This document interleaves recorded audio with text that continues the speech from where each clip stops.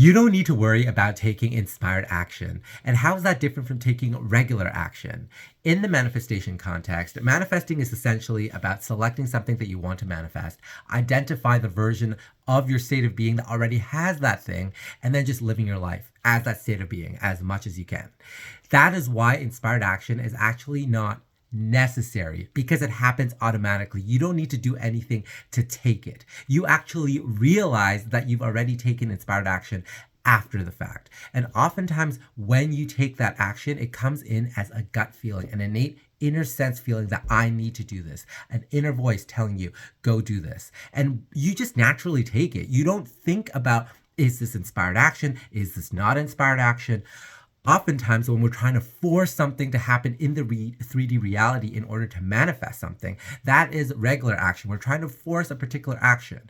And sometimes we think like, okay, is this inspired? Well, I feel like I should be doing this because this is what I'm supposed to be doing. That's not inspired action. That's just regular action. Now, you can take it by all means, but don't go into it thinking that doing that thing is going to help you manifest the end result that you want, right? Because inspired action essentially is all you need to take. But you don't need to worry about that because it's going to naturally happen. You just go through life, you go through the motions in that state of being of you already having that thing, that feeling, that manifestation that's already come in, and you will by default, it'll just happen naturally. And then after the fact, you're going to go look back in the past and say, oh my God, that was inspired action. I didn't even realize that at the time, but I took that inspired action because I just had this feeling that I had to do that. I didn't even contemplate in that moment. You're not deciding whether is this inspired action? Is this not inspired action? If you are thinking in your head at the time that you're thinking of doing that thing, then it's most likely not inspired action because inspired action is identified typically after the fact. Not always the case. I'm not going to say that there are no exceptions because sometimes there's a very strong feeling they want to do something. You're like, oh my God, this is really inspired. And you just go ahead and do it. So sometimes it can slip in that way.